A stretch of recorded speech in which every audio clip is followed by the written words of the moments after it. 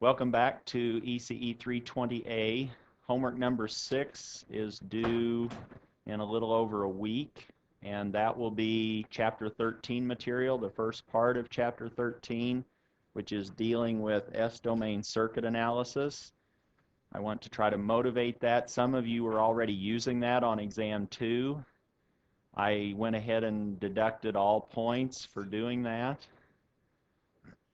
It helped bring the average down. No, I didn't do that, but I was intrigued by some of the responses that were already using Chapter 13, but maybe you've already seen this. We'll go through an example. If we have time, we will get into maybe a little bit more detail on where these initial conditions come from when we have energy storage elements in the forms of inductors and capacitors. But really that simply comes from Eli and Ice, which are the governing current voltage relationships of inductors and capacitors, and taking that time domain relationship into the S domain. Laplace transforming that V is equal to L di dt and I is equal to C dV dt relationship to obtain a replacement. Essentially what we want to do is start with a circuit in the typical sense, which is in the time domain, and immediately sketch that surface or circuit in the frequency domain or in the S domain. Then you'll simply do algebraic manipulations in the frequency domain. At the end, you'll use your transform tables to get back the time domain results that you're after or looking for. That's the idea. We want to play in the two domains, the time domain and the frequency domain. I could run up the stairs. I think that was where the frequency domain was in previous lectures, but today it's going to be quickly on the tablet or on the tablet. It'll be both, meaning we're going to have the time domain and frequency domain, and you need to be comfortable thinking about both of those domains and moving back and forth. And I think you're starting to understand that a little bit when we're talking about poles and what that looks like in the time domain. If you had poles at -1 plus and minus J2 in a circuit, let's say your circuit produced poles at -1 plus and minus J2, then when you hit that circuit with an impulse, or if you looked at its impulse response, it's going to have natural behavior of e to the minus t cosine of 2t and e to the minus t sine of 2t. That's its natural way of behaving. That's its natural response, and that's all determined by the poles. Let's now look at, or try to motivate, this concept of S-domain circuit analysis. Let's say that we start with a circuit, and I think everyone is getting a little bit more comfortable with analyzing circuits like this.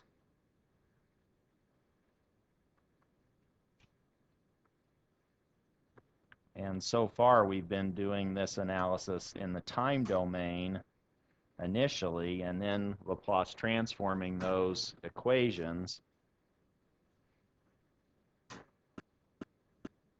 to work in the frequency domain. If I gave you this particular circuit, and now I said, how might one find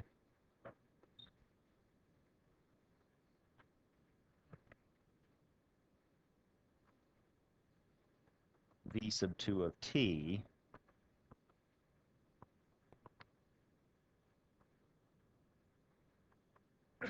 in the time domain?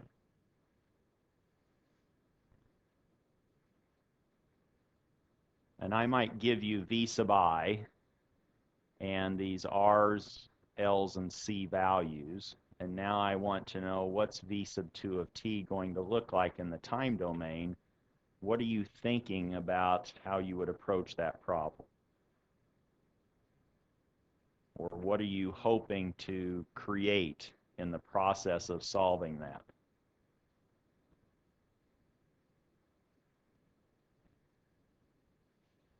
What's a generic answer?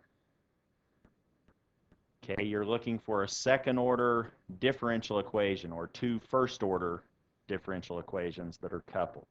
You want to write then, let's say in general, you might be looking to write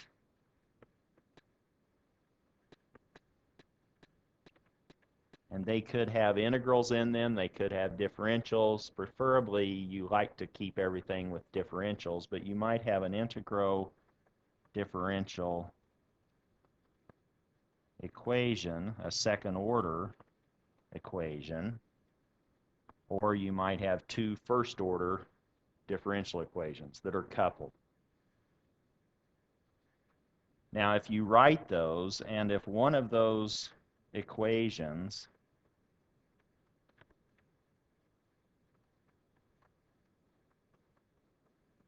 actually had the current in the second mesh involved, and you could find or solve for that second mesh current meaning the one on the rightmost mesh, then you could immediately solve for V sub 2 of t. It's just a scaled version of that current. V sub 2 of t is simply R sub 2 I sub 2 of t. If one of those equations, let's say we had two coupled first order differential equations, involves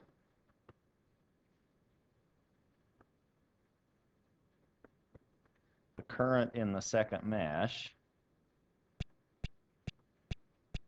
and I hope it's clear what I'm meaning by that,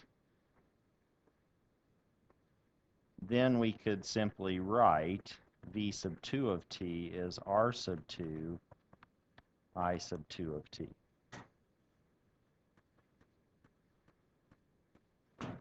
But in order to find I sub 2 of t as a function of time, you may have to solve a set of coupled differential equations, two first order differential equations. You must solve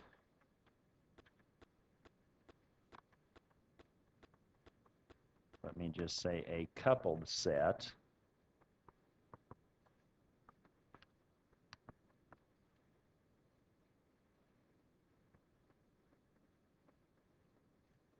of differential equations.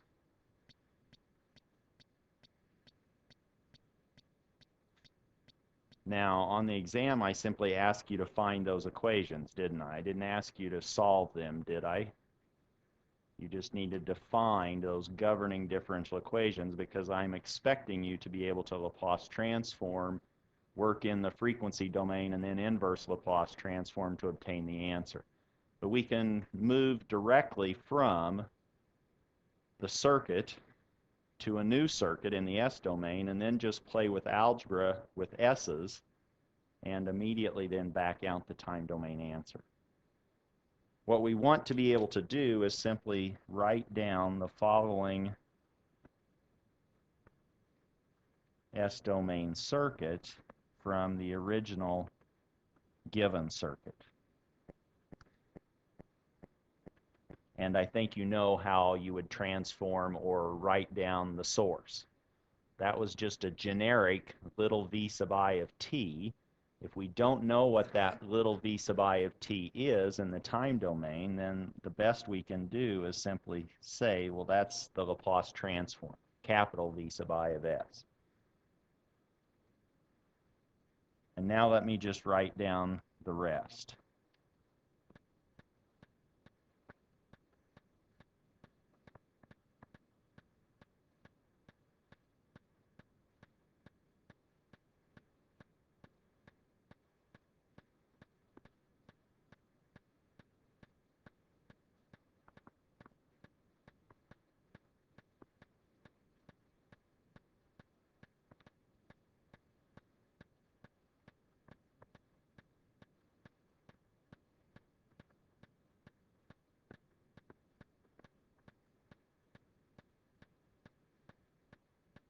Now we can, and what we might want to do then is, seems like everyone is very comfortable with doing mesh analysis. We could define two mesh currents. Those are now in the frequency domain. And I want to make sure that we're all on the same page when we start doing these analysis techniques. Don't be mixing time domain and frequency domain. So if you're in the frequency domain, don't be writing v sub I of t or I sub 1 of t. You need to be making sure those are expressions or functions of the complex variable s, and vice versa. If you're in the time domain, don't be writing frequency domain variables on that circuit unless you clearly state, okay, I'm going to be mixing these, but it's best to not mix. Now, maybe what you notice is this is a little bit different in structure than that. What's different between this time domain circuit and this S domain circuit structurally? What has sort of appeared out of nowhere? The initial conditions now are appearing as sources. So now we're accounting for those initial conditions with sources. And those now need to be accounted for if we have non-zero initial conditions in our S domain or frequency domain circuit.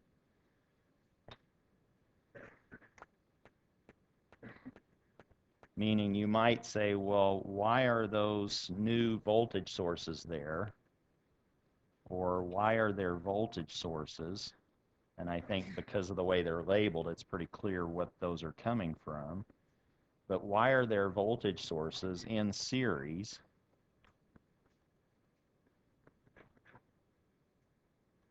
and notice I didn't put any voltage sources in series with the resistors, did I? Because they do not have this differential relationship between current and voltage. They don't have energy storage. Why are there voltage sources in series with the energy storage devices? Those are our L's and C's. And you've already told me, and by the way that they're labeled, it's pretty clear that the capacitor's initial voltage, that's a time 0 minus. That's the V sub C of 0 minus. That's the initial voltage on that capacitor. And I sub L of 0 minus is the original current flowing through that inductor at time t equals 0 minus. And we're using one-sided Laplace transforms, which means we're analyzing these circuits for non-negative values of time. So we start at 0 and move forward. That's why all these initial conditions are 0 minus. These initial conditions, or these voltage sources, account for the initial conditions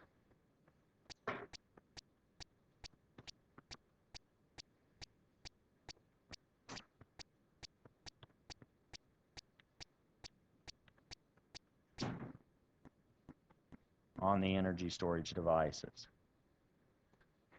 And we can start to maybe appreciate that a little bit more if we recall Eli and Ice, like I said to begin the lecture, which Eli and Ice are just a mnemonic way of remembering the current voltage relationships on inductors and capacitors.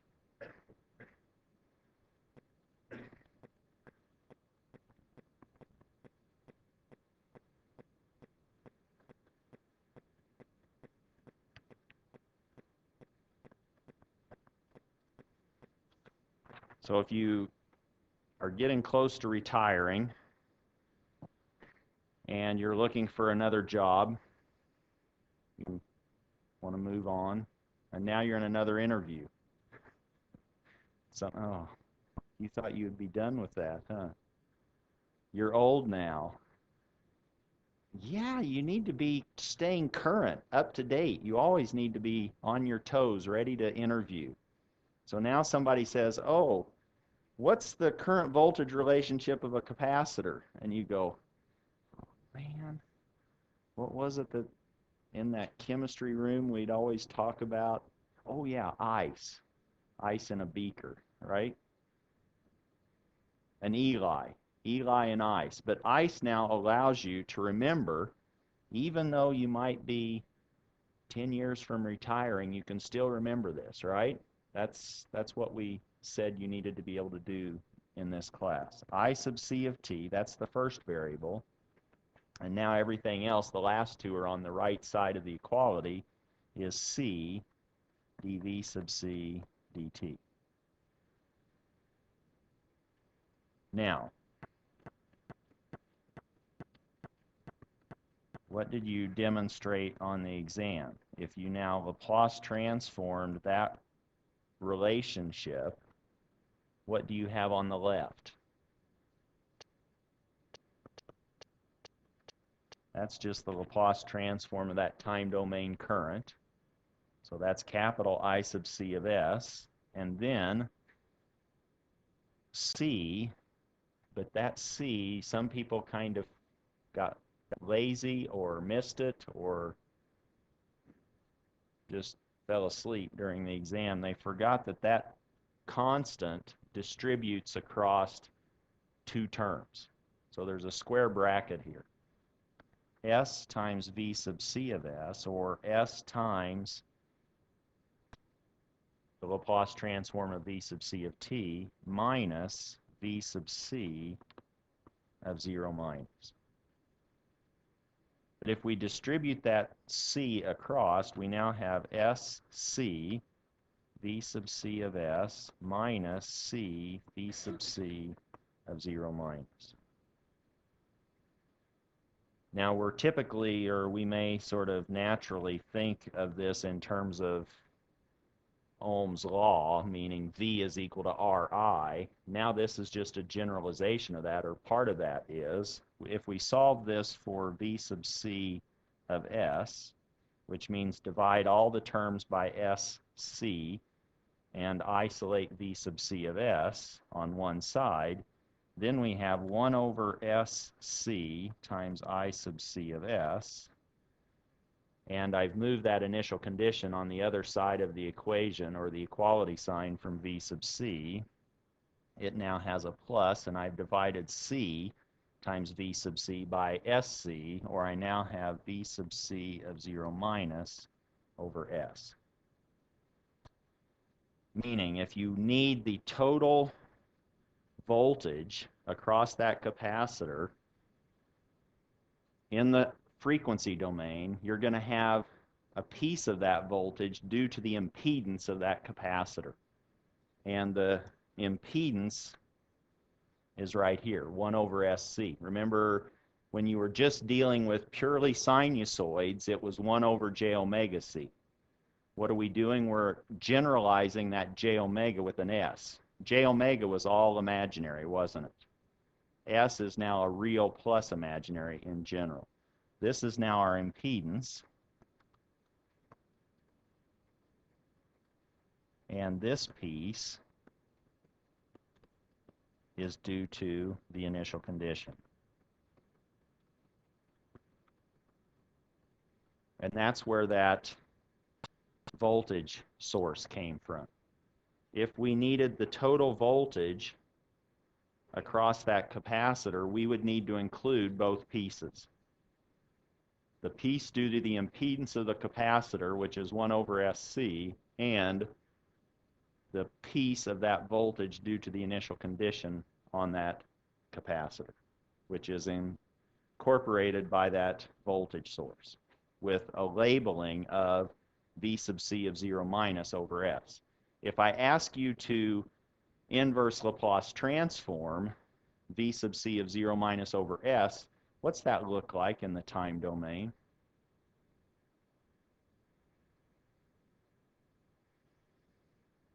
Get out your table. What's 1 over s in the time domain? A step, isn't it? And now you're just scaling it by the initial condition on that capacitor. So that source is really just a step voltage source, is what that looks like. And that's due to the initial condition. What if we, and that's what happens when we take a capacitor into the S domain. We need to replace that single element now with its impedance element in the S plane and a voltage source. And the voltage source structurally has that form. What about a resistor, or any resistors? In general, if we were dealing with resistors, we would have Ohm's law, wouldn't we? V is equal to Ri.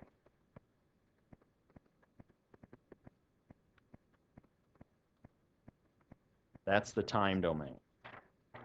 What if we Laplace transformed that?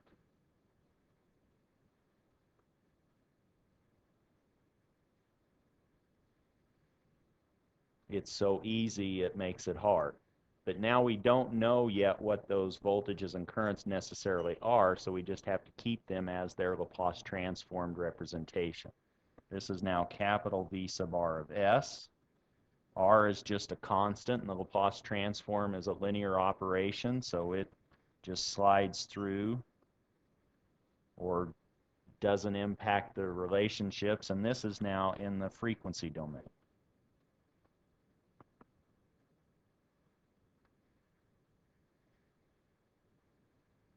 Which says then that if you have resistors in a time domain circuit, you can just plop those right down in exactly the same structure in the same value of R1, R2, etc. in the S domain circuit. Resistors carry over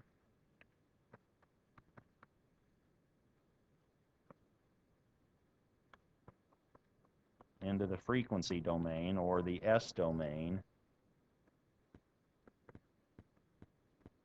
unaltered.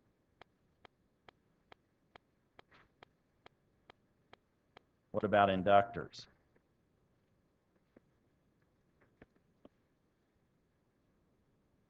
Eli gives us V sub L of t is equal to L di sub L of t dt. That's our time domain current voltage relationship of an inductor. If we now Laplace transform that, we can do that similarly to how we Laplace transformed the capacitor current voltage relationship. It's just now your current and voltage are sort of dual of each other in these two devices. You now have capital V sub L of S is equal to L times S I sub L of S minus I sub L of 0 minus. Or that's now SL times I sub L of S minus L I sub L of 0 minus.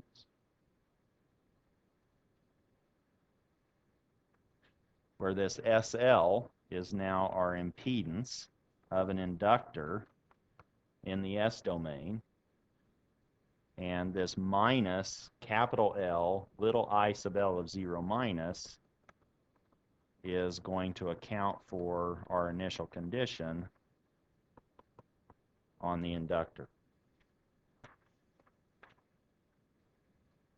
Which means if we had a circuit that looked like this in the time domain,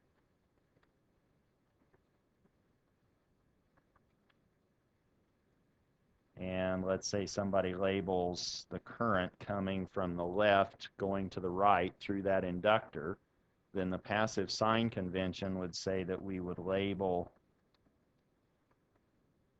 the voltage V sub L of t in that way. And that would be consistent with our V is equal to L di dt. In the frequency domain, that now expands a little bit into, we preserve the inductor. It still has some impedance, and that's simply SL. But now we have to include with that a source. If it's in series, it's going to be a voltage source. And that voltage source, well, here's our current. And if we keep the polarity consistent, which we need to, this is now our V sub L of S. what's the labeling on our source? If this now needs to produce the S domain equivalent of the time domain expression. This is now our frequency domain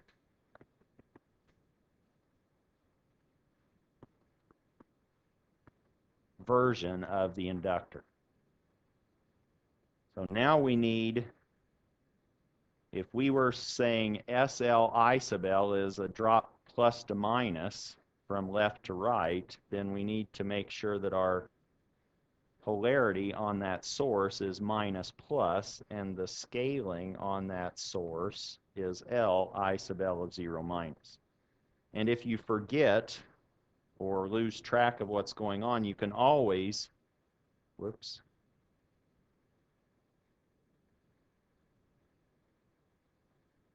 write a KVL equation. Meaning if we start right here, and then I go through that point, and then I come back and I go around through those elements, I get back to where I started. In equation form, that's saying minus V sub L of S plus SL times I sub L of S minus L I sub L of 0 minus is equal to 0.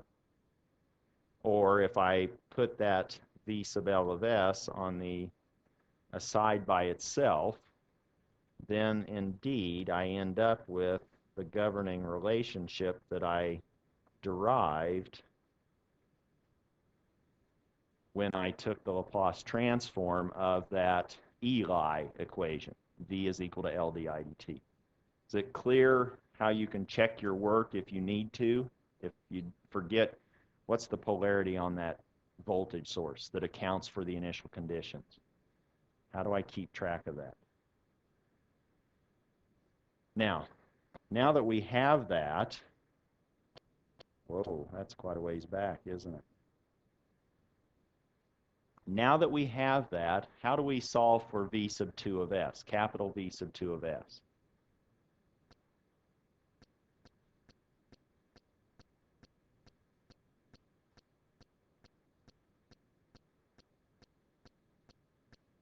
It's too easy.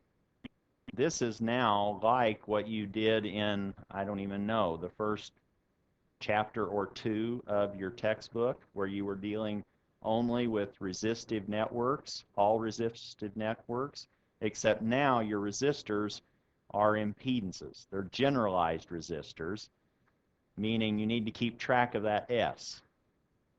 You have SL and 1 over SC, and you have these different sources. If we wanted to solve for V sub 2 of S,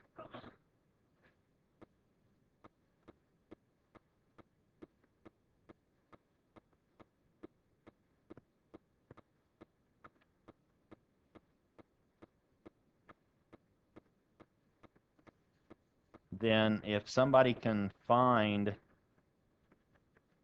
I sub 2 of S, one of those mesh currents, or if they find both mesh currents and just give us I sub 2 of S, then we can immediately create capital V sub 2 of S.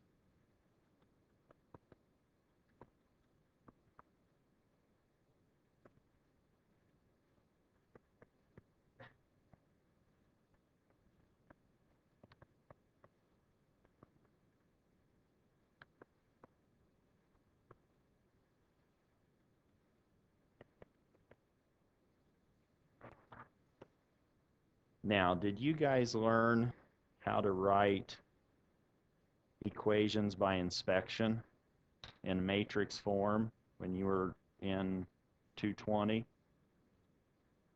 Did you write governing equations immediately by inspection in a matrix? If it was a 4x4 or 4 meshes or 2 meshes or 3 meshes, did you do that? Don't remember that?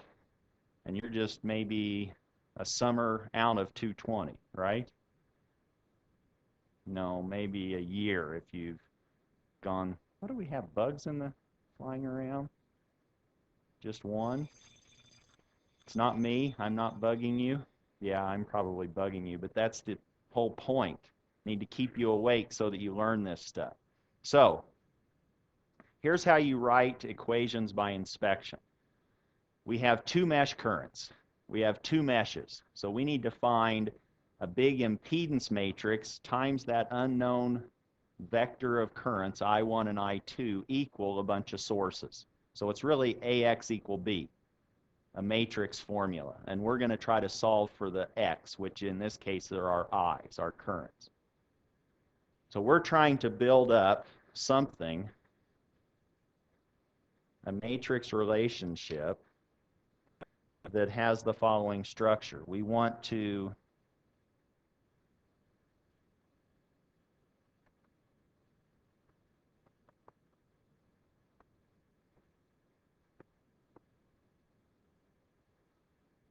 and I may have to expand my paper.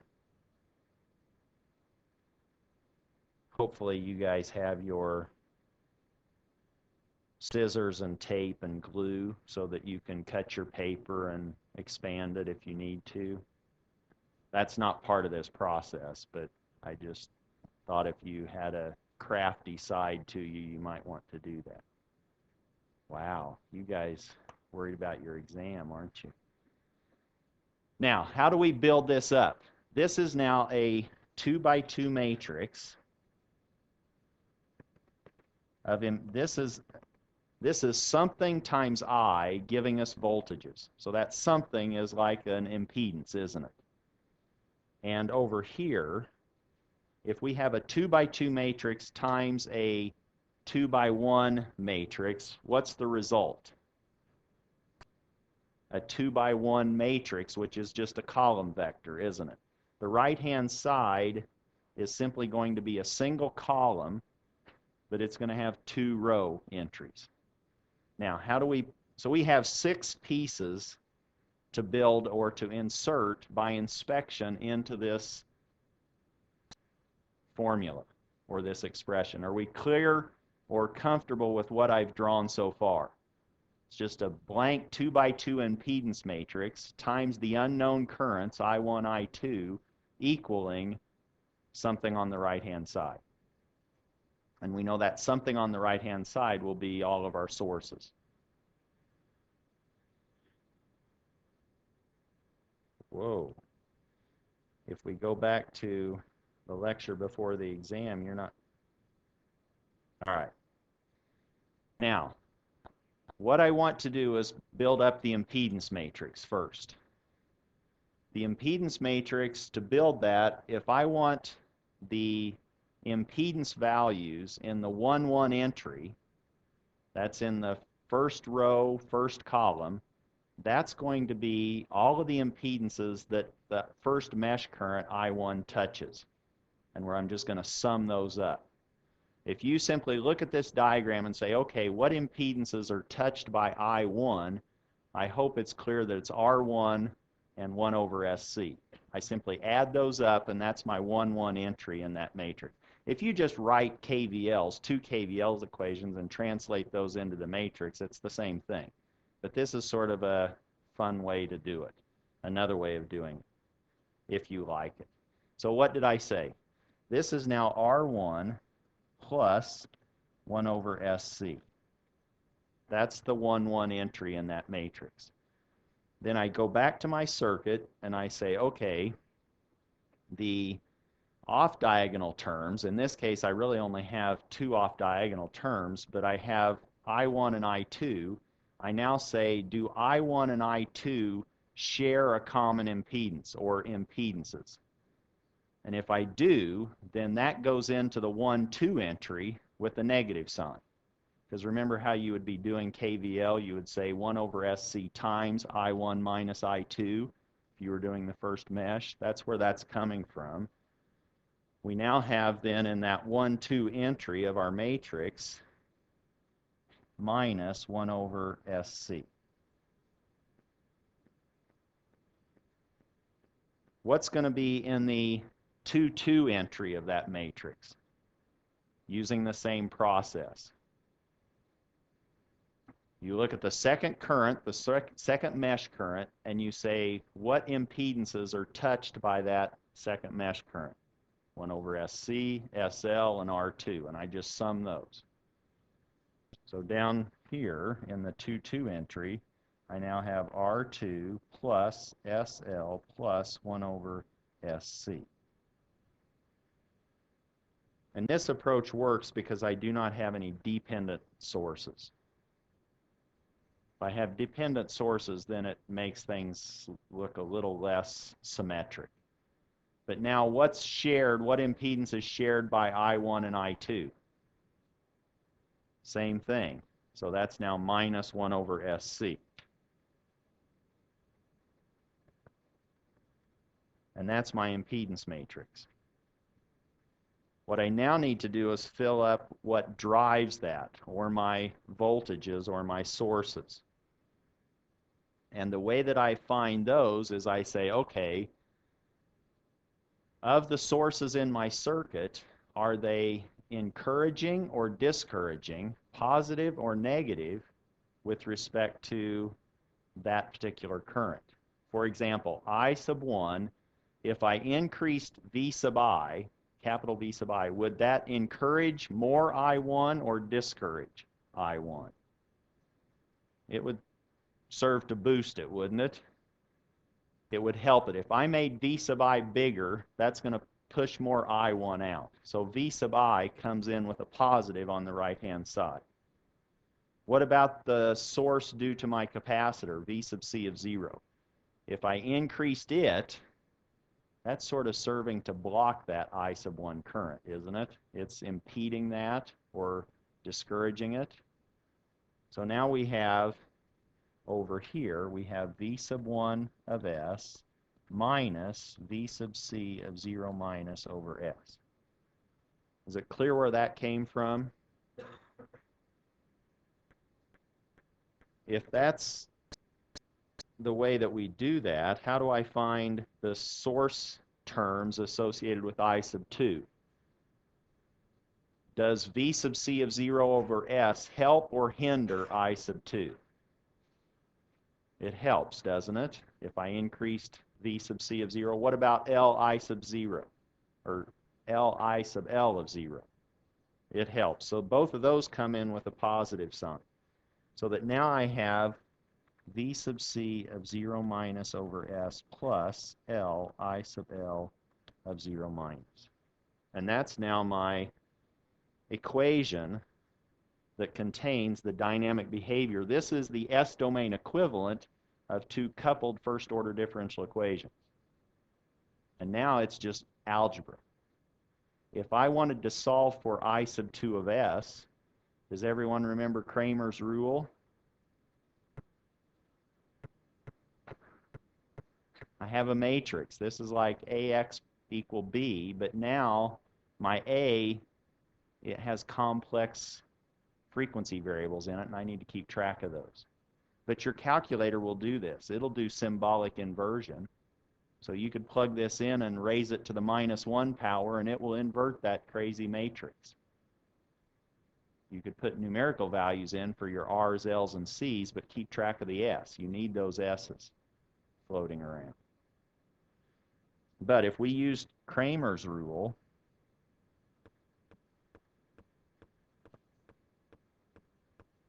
do you remember what that is? I sub 2 of S is a ratio of determinants. The denominator is just the determinant of that impedance matrix. That was a 2 by 2 matrix, which was just R1 plus 1 over SC minus 1 over SC minus 1 over SC, and this was R2 plus SL plus 1 over SC. The determinant of that. And a 2 by 2 matrix, you remember how to do the determinant. Product of the diagonals minus the product of the off diagonals. That's now your denominator polynomial. That will give you, and this might give you a ratio of ratios of polynomials, because you may end up with s's in the denominator of your denominator, but you can clear all those up. What about the top? If I'm solving for I sub 2, I take the left-hand side And if I'm looking for finding the second variable, I remove the second column and replace it with the source column and take the determinant of that resulting matrix. What? Does that make any sense? So I keep the first column in the impedance matrix, which was this R1 plus 1 over SC and minus 1 over SC. And now for the second column, I replace the second column with the right-hand side, or the B term, which was just this V1 of S minus V sub C of 0 minus over S. That looks like an infinity. That's not. That's and V sub C of 0 minus over S plus L I sub L of 0 minus. Did you guys learn Cramers Rule in 310? Yes? Okay. Questions on that? So now you just turn the crank. And now you have an expression for capital I sub 2 of S. That expression is some ratio of polynomials in S, and you now know how to inverse Laplace transform that. All right, let's look at another example, if that one was too easy. Suppose that I give you the following. Here's V sub 1 of t. Here's a 4 Henry and a 1 ohm resistor. And these are very realistic values. Here's a 5 farad capacitor.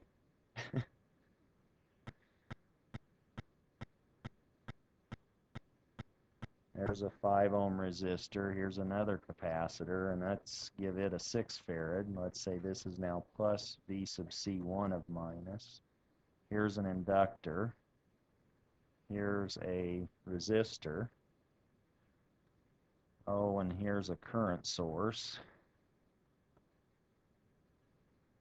that we're actually going to create a transient. We're going to make that switch open at t equals 0.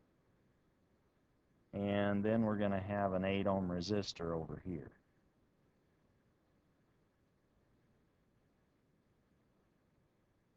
Something like that. And I'm going to call this V sub C sub 2, and this is going to be 3 Henry, and that's a 2 ohm resistor. Oh, and V sub 1, this voltage source on the left, I've already defined the current source, haven't I? That's just a constant 5 for all time between t equal minus infinity and plus infinity, but at 0 I throw that switch, so it's gone at time 0. But V sub 1 of t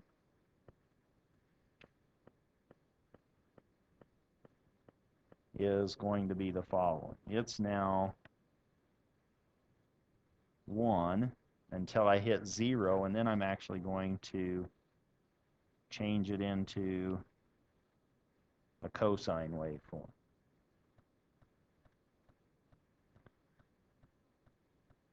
And how do I write V sub 1 of t analytically, or as a function? Oh, and my cosine has a frequency of 5 radians per second, if you couldn't see that on the time axis, which I didn't draw any times because I knew I wouldn't be very good at sketching that. How do I express this 1 from minus infinity to 0? What's a functional way of describing that?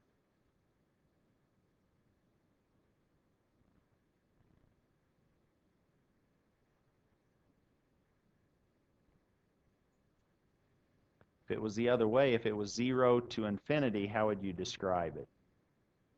U of t.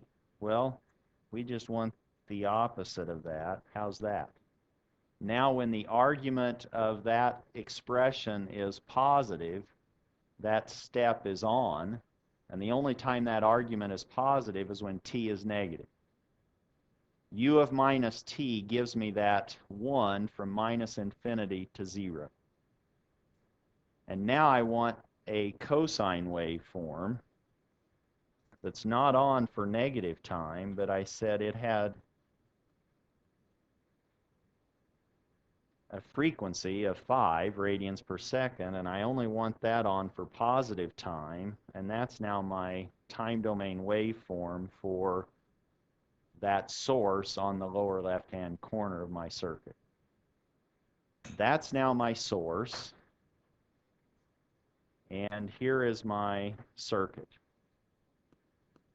How do I go about solving that?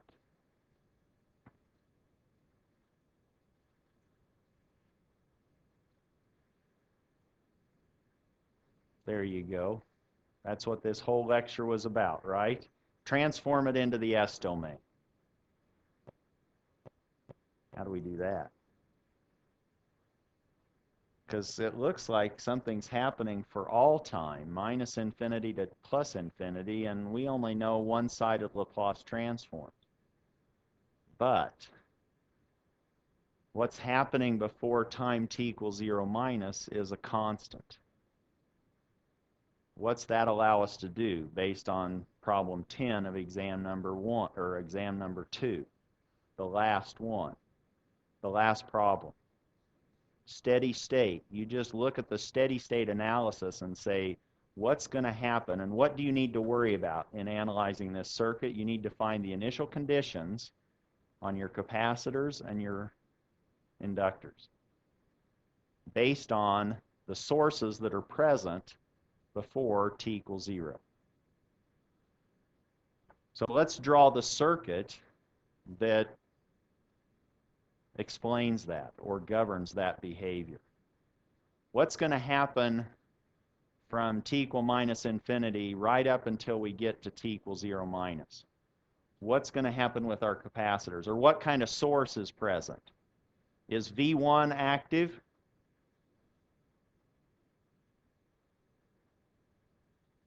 It is, isn't it? What's its value? It's 1, isn't it? So it will be a constant. And what about this current source?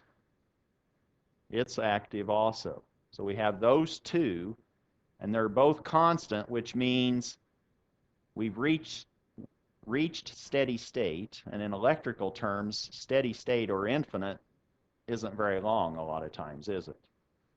If my slowest time constant was 10 milliseconds, what's steady state? When do I reach steady state? 5 time constants roughly, right? So 50 milliseconds. So when is infinity 50 milliseconds in electrical engineering? That wasn't much of a joke, was it? All right. So we have what happens to our capacitors and what happens to our inductors before t equals 0 minus. Capacitors are open and the inductors are shorts. So now we can sketch this circuit under those conditions. We can now say that we have a source. So let me just say, now what I want to do is look at what happens for t less than 0. This will provide me with a way of finding my initial conditions. So in this case, I have 1. That inductor is now shorted. What comes down here next? That was our capacitor, so I can open that up, can't I? And I'm going to draw these lines just to emphasize that. Then I had another capacitor up above, but I had a resistor, and I had a current source of 5.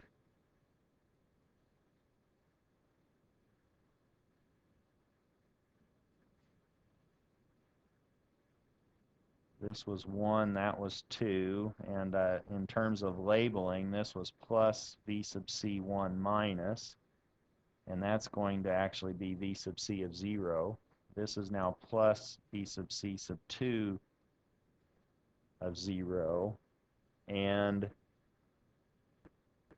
I had, did I label my currents before? Maybe I didn't. Why don't I just label them now and just stick with those labels? What if I say that this inductor current I'm going to label here,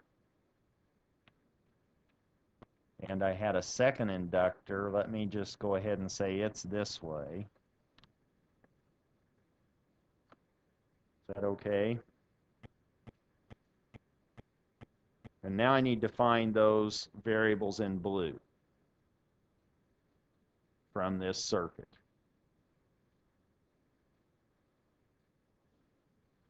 How can I do that?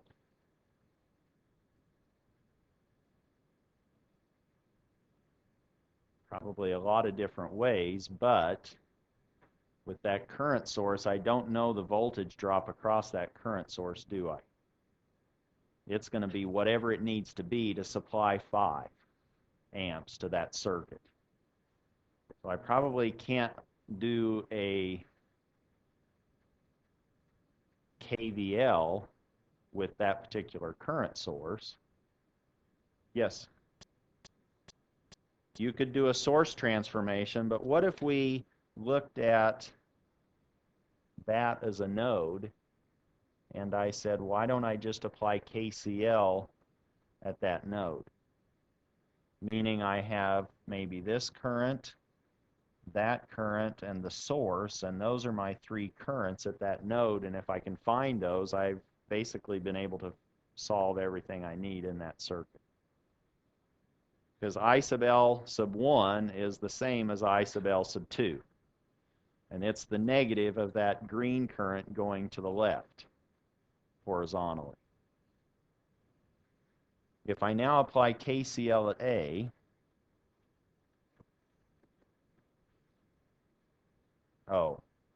maybe I should define some voltage. Let me call it V sub X there. What's the current going to the left out of node A horizontally in terms of the values I have in the diagram?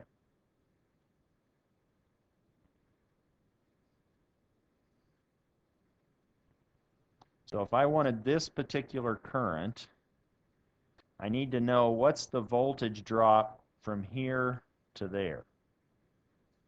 So that's V sub X minus 1, isn't it? I now know that I can say V sub X minus 1 all over 1 plus 2, or 3. That's now the current going to the left out of node A. What's going down on the rightmost branch through that 8 ohm? That's just Ohm's law, isn't it? That's simply V sub X over 8.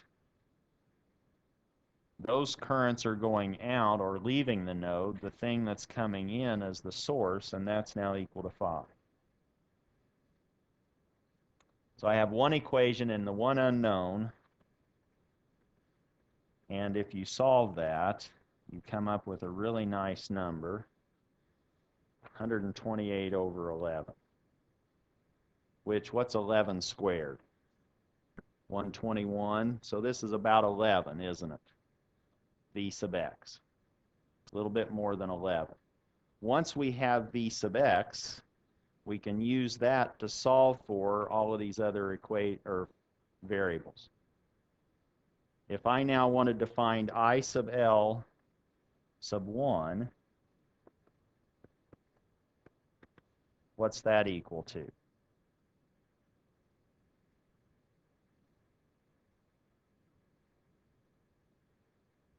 It's the negative of how I analyzed that one horizontal green current before, but now it's in the other direction. So I have 1 minus V sub X over 3, and if I plug in 128 over 11, we end up with minus 39 over 11, or something a little bit bigger than minus 3, and that's also equal to I sub L sub 2 of 0 minus.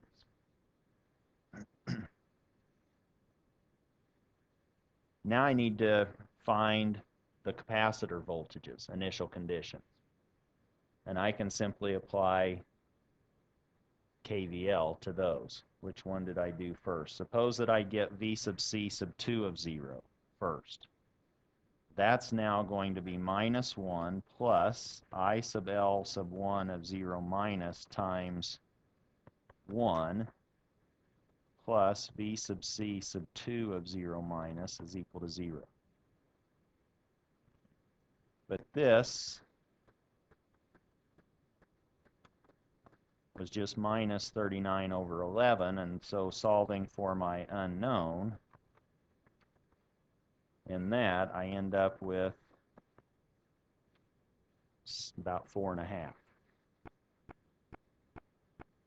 50 over 11. And finally, if I want the last capacitor voltage initial condition, I could apply KVL to that if I went this way. I have minus V sub C1 of 0 plus 2 times L sub 2 of 0 minus equals 0.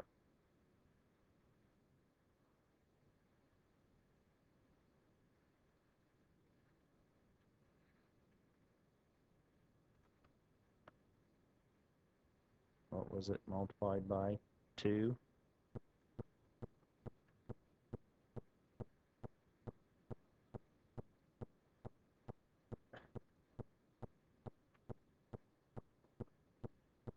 Now I have my initial conditions, which allows me to write my circuit in the complex S domain for the situation for non-negative values of time t. What's my source voltage in the lower left now for positive values of time when it's in the frequency domain or in the S domain? That was a cosine of 5t, wasn't it? What's that look like in the S domain? What's the Laplace transform of cosine of 5t?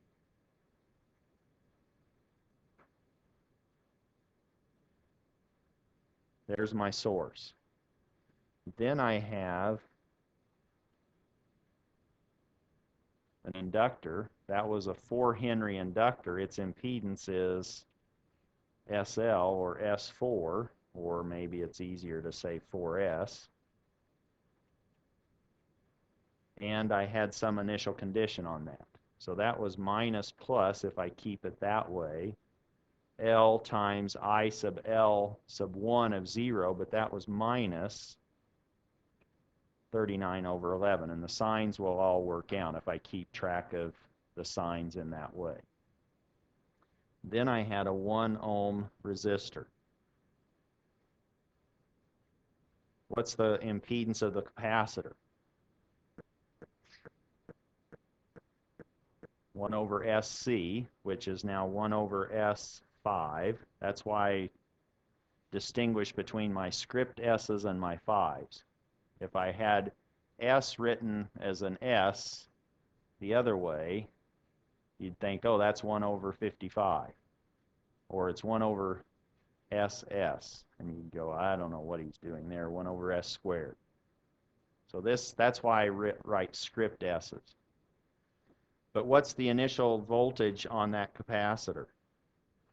That was this plus minus, and that was 50, that was V sub C of 0 minus over S. And V sub C of 0 minus was 50 over 11. So there's my source. What else did I have? I had a 3 Henry inductor. And what was my current? That was still the minus 39 over 11. So I now have 3 times minus 39 over 11. And a 2 ohm resistor. The current source is gone for positive values of time, and I simply have that 8 ohm resistor there. But up above, I now have this 5 ohm resistor.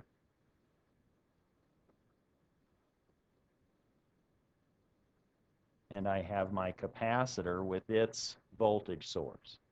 The capacitor had a capacitance of 6 farads, so that's 1 over S6.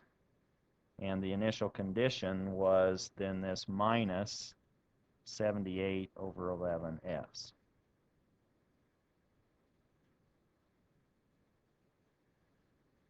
Questions on that? Now what do I do? Yes, sir? The question was, why did I put the source, the capacitor source, on the left when I'd been putting it on the right before? It really doesn't matter, does it? As long as you include them both in series in the correct branch. But on Thursday, we'll derive other initial condition sources that are current sources, and those can be in parallel with the impedance. And the reason for that is if we were writing node voltage equations, we might want to be writing everything in parallel and not in series. So we could incorporate our initial conditions either with series voltage sources or parallel current sources. Today we simply concentrated on series voltage sources. If we're comfortable with this diagram, how do we solve it? It's 3 mesh equations, isn't it? We can just turn the crank, meaning I could label this current as I sub 1 of S. Maybe this one is I sub 2 of S, and maybe this one is I sub 3 of S. What am I going to do? Now I'm going to end up with some Z of S times my current vector, which is going to be an I1, an I2, and an I sub 3, equaling some column vector that contains all those sources. And how big is Z, capital Z? Dimensionally, what are the dimensions on this impedance matrix? It's a 3 by 3. So you're going to have 9 entries in that matrix. What's the 1, 1 entry going to look like in the impedance matrix?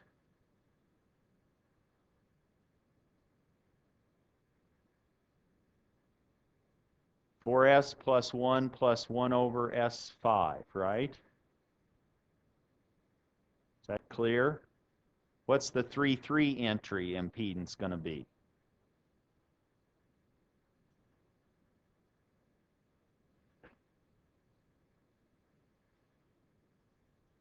How many terms does it have? 4. It has a 3S, it has a 2, it has a 5, and it has a 1 over S6. You add all of those up, and that's the 3, 3 entry. What's going to be on the source side in the second row of my source vector? Ooh. Besides a broken phone, what else do we have in that second row of the column, of the source column?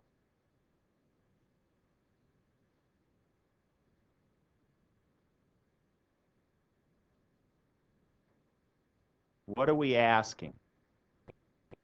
We want to now know, if we looked at the current I sub 2 and said, does this source encourage or discourage I sub 2 to be positive or more positive?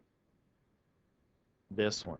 If I crank this up, if I make this more positive, what would that do to I sub 2? It would help it, wouldn't it? This one now comes in, this 50 over 11S comes in with a positive sign in the second row of that source side vector. What about the horizontal source in the I sub 2 mesh? 3 times minus 39 over 11, if I just don't worry about what that is numerically, I just look at its polarity, how would I put that into my right-hand side? It helps, so I would do a plus 3 times a minus 39 over 11. The signs will take care of themselves. Is that making any sense? What have we just done? Oh, and now if I wanted to solve for I sub 2 of s, what would I do? Get out your calculator. If you didn't have a calculator, what would you do? Cry? Pardon? You could do this ratio of determinants, couldn't you? Cramers Rule. You would have a 3 by 3 determinant over a 3 by 3 determinant. And the denominator would be the determinant of all of these impedances. The numerator, if I wanted to find I sub 2, I would keep the first column and the third column and replace the middle column or the second column with the source vector on the right-hand side and take the determinant of that.